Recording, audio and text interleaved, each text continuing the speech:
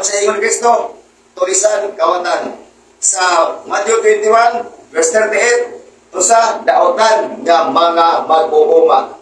No? So, kay daotan mga ison, huwag ipata diya, dili na. Sa Biblia mga ison, ganong gisulti na diya. Kay ngano, dunay mga agaw. Unsay agaw nila mga ison. Sa Isaiah 61 verse 9, nag-ingon diya, kung namoy Biblia, inyong basahon, nga ang tanang kanasuran mo ila kaninyo, ug sila magayon nga kamo pagapanalaginan. Ang Diyos nagsulti, og sa size mga ison, Isaiah 61 verse 6, ug ina sa Dios, og kamo magakaon, ina ni Israel, ug kamo magakaon sa bahandi sa tanang kanasuran. Pangutana, kining niya karon sa kutubangan, labi na ang mga pare, nagapalibot sa tibuok nga Pilipinas, kinsay lagi pakaon. Di pakaon ba na Israel?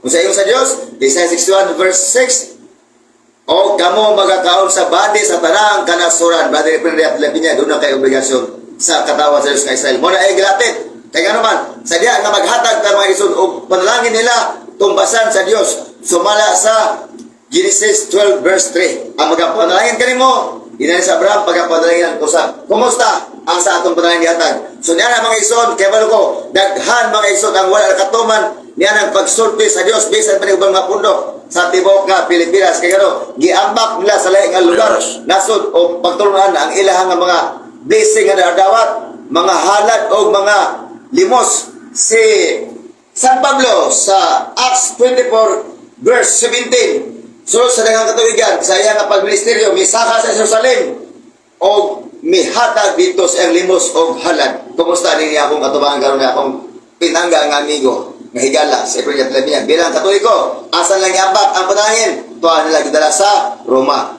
Mga igsoon, may kulang mo. Ang lagda sa Dios, dito ta mo pakaon sa unsa iya nga katawan nga Israel. Suma sa Isaiah 61 verse 6. So niya nga bahay na mga igsoon, mayo pa ang babae sa diya nga natagbo ni Jesus Christ. Sumala sa Matthew 15 verse 25 hangtod sa 28. Ang babae nga gikan sa utlanan sa yuta, gikan sa Kanaan, sa tupadili sakop sa Jerusalem.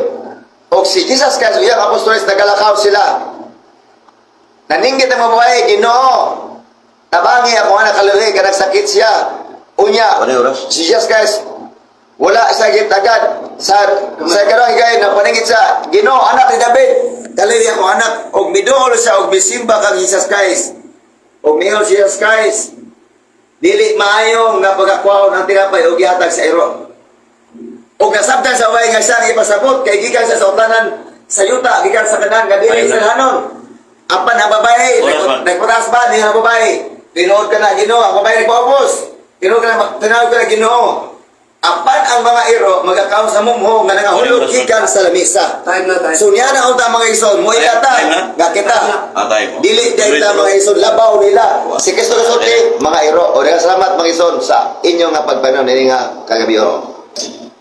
Okay, salamat iyo, Brad Roy, sa ka Jerusalem, Sabat Keber. Matod ba nimo si mong pabarog nga ang wala dili kabuton sa Dios ang Simbahan Katoliko Romano? Imuran ng tumutumo o basis bala ng sulatan? Tubag. Isaiah 19 verse 25. Tubag sa imo ba ng kabuton o biblical? Pumutubag kung dili tikso kabuton. Bahata ko yung kiso para dili kabuton ako kabuton sa Dios. Sa Isaiah 19 verse 25, ang Assyria ang waso kamot, ang Ehipto ang akong katawan, ang Israel ang panunod. Ang panunod Israel dili Roma. Sumala sa pamilya. Sunod pangutana. Mabasa ba sa Isaiah sa imong gisgutan ang Simbahan Katoliko dili kabuton sa Dios? Litra po litra mabasa dili. Tubag. Tubag. Sa Acts 24 verse 17. Si Pablo Mr. Monitor, Mr. Monitor, Brad,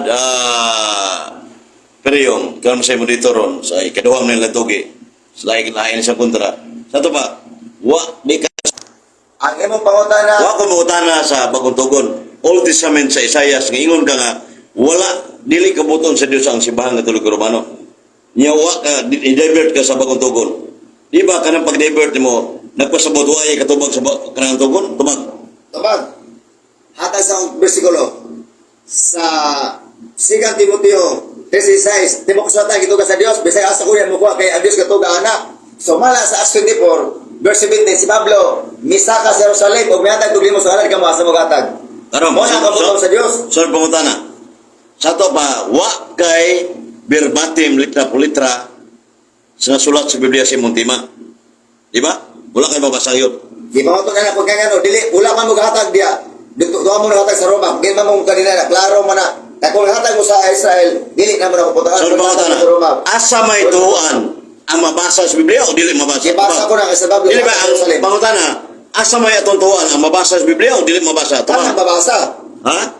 Kana mabasa. karon. Kana ko sa Acts 24:20 si Pablo mihatag ito sa limos ka mabasa maghatag. O karon. Mo man kabuton sa Ang Dios. mabasa mo dai, katoy mong hayag sa Isaias, wa tay mabasa, kay wa magkakabasa. Ang Biblia dili sa kabisigulo timo ko sulatan 2:36. Bili ko bisa sa mukha kaya Dios magsulti na timo ko sulatan Ano? kaya ito ka.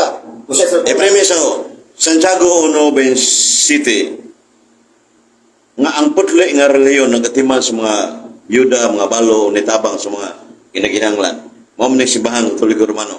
Karon niya tabang mga simbahan Katoliko, may tawag charity. Tinuod din, lawat ka. Dukag. Sakto ni Boss Katoliko. Jeremiah 7 verse Di ba ang pangutana, sakto ba ni Boss Katoliko nung hatag? dili ang paghatag mo'y Nilimos man, nilimos. ang pangutana, ang pamantayan sa Dios, muhatag ka sa Israel. Sumala sa Isaiah 61 verse 6. O kamo magkakaon sa bani sa kanasuran, dito ta muhatag. Karang Isaiah 61 verse 6 to 7, ang mga pare maudunuhan madato, muna unod diha. Pangutana, tinuoda, madawat ka na, mga pare madato. Tumag, sakto.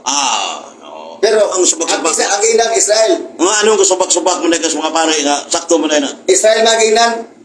Di, klaro ka ng kuhan. Israel. Sunod pangutana, di, panahon sa pangutana ni mo.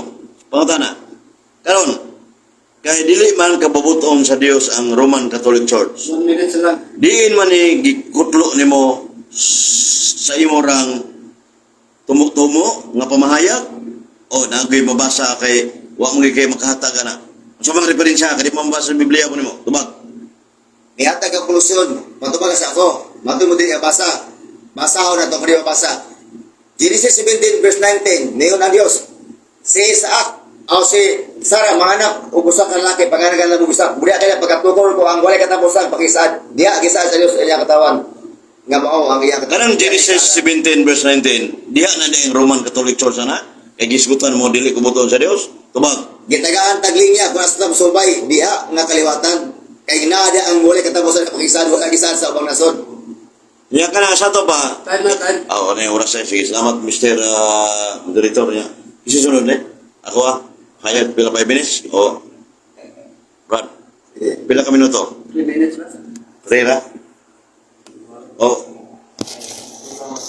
kapito, 3 minutes na Salamat yung Mr. Moderator, Brad Periong, o si Brad Roy, o saka Jerusalem Sabakeper. So, klaro, kining duha nagkaparihar, nagbaruganan sa proposisyon, negative proposisyon, pero tagaan kong chance kay sinabuton mo sa nang ginawa niya. Sinabot puta kay nituo sila nagpaboro ning liturgiya. Yung sala na kong ipangutana nga kining mabasa ba sa Biblia nga dili kabuton sa Dios ang simbahang Katoliko Romano ni supak yun. Siya masabot lang. David sa layat sa bagong tugon. Niya ang bagong tugon naman ang mga Katoliko wa man magdinalo nihatag mas mga tao. Dito, hingiskot ang Israel, ang James chapter 1 verse 27, hingiskot pa na sa dito na Jerusalem, part sa Israel.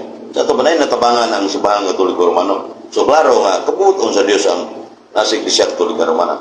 Lucas 8:1-3, ang mga tao, nga parokyano, byuda, mga babae, nitabang nga ito ni Jesus Christ o mga apostoles. Pinyakinsam na yung Jesus Christ, labang pare, Hebreo 3:1, Hebreo 4:13-15. Na ilabang pare, ang mga apostoles, mga pare usab, ubos nga pare, pinadig si Jesus Marcos 14, King James Version, he ordained 12. Sa ito ba, nainihatag niya, mo tabang ko ni mga Katoliko, niya, ngadto sa mga tao, o sa, mo ato sa mga parokya na mga hinabangan. So, kabuto na sa Diyos kay charity ko. O, charity. Ang buhat sa kaluoy, naman na niya, mga kingsunan. Una nga, sa Prismaron kay March 6 year 2025, live release Tanay City ni Cruz Oriental. Friendly discussion. Ikapila naman ng natugay, marag tulunan rin sanay, pero sa Dumaguete, kadaghanan.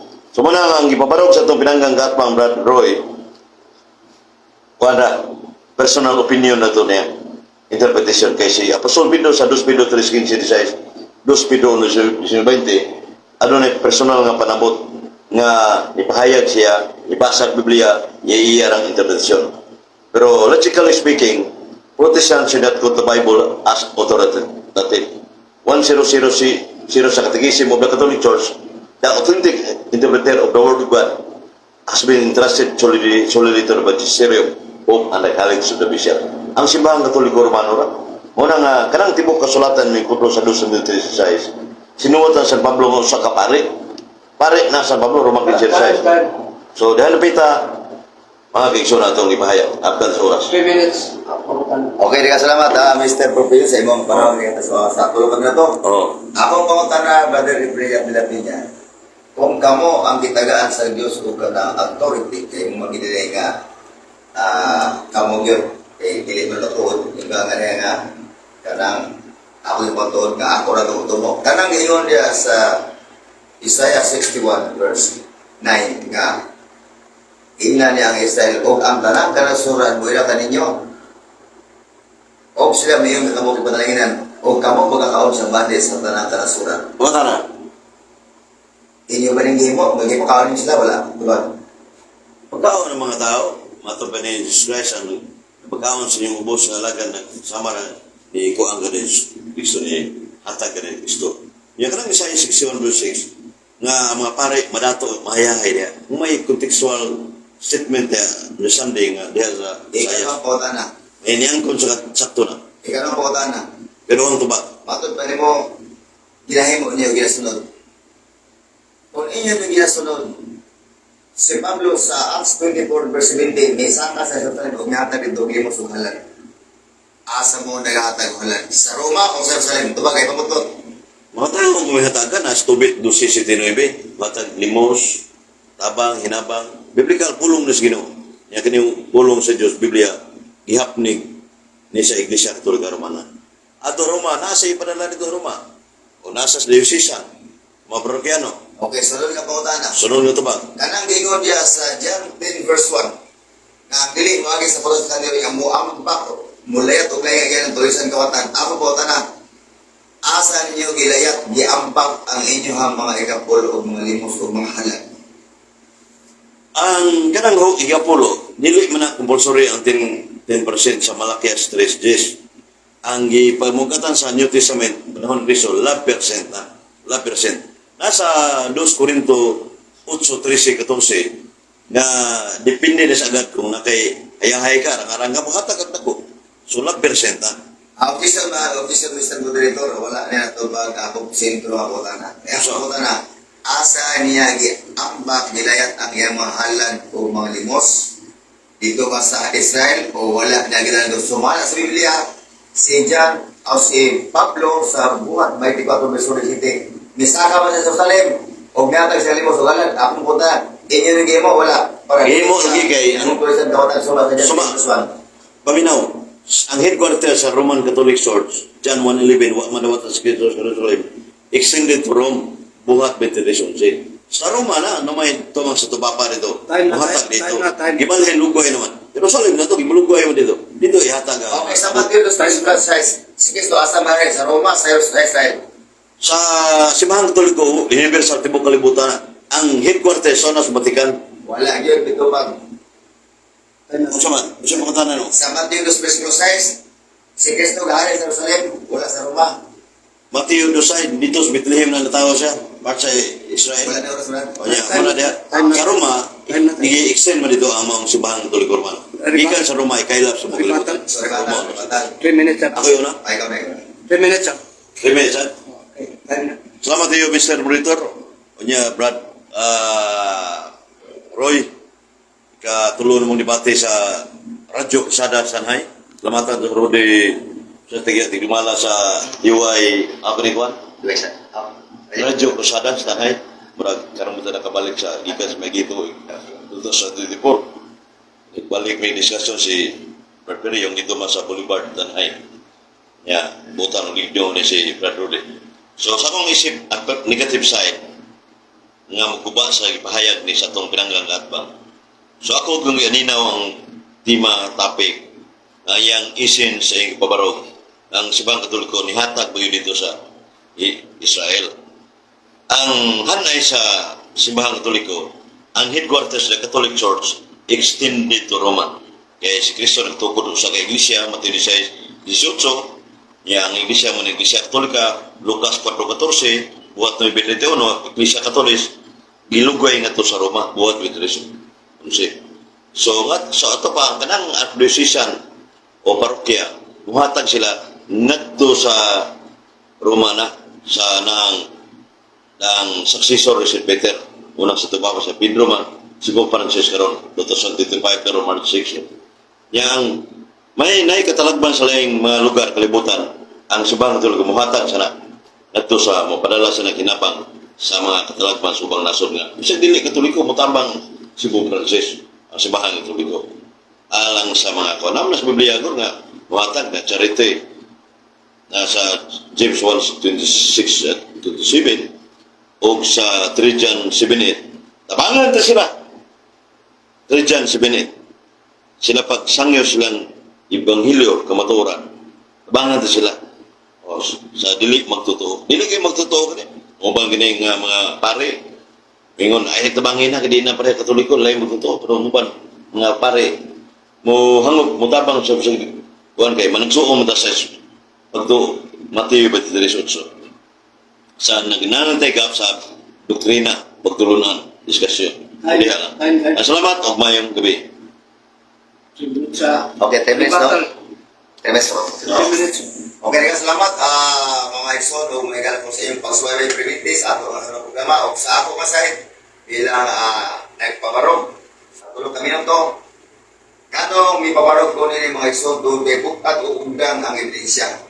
Kaya nakita nato nga hastang daganang kulang ning mga katawhan. Jesus Silos. Si Kristo na pamatuod. Gio Sa Carelli. Tuhay, sa Mateo 24, sa Mateo 15, versikulo 24, sa Hangkos 22 na, nga sa diya mo ba nagpaninggit, nga Ginoo, anak David, nabangin ako anak. Ang paano sa ito ni Kristo, ang kining babae gikan sa utan sa Yudas Kanaan, dili sa akong Israel, kung sa iyo ni Kristo, dili mayo nga pangakaw ng tinapay, kung ihatag nga to sa mga iro, apan ang babae nagpaubos. Kung mingon siya, tinon ka na Ginoo, apan ang mga iro magkakaon sa munggo nga nagahulog sa lamisa. Nini nga bahay mga Ixon, ang uban mga Ixon nga gawas sa Israel kung sa Jerusalem, gitawag ni Kristo sa mga iro.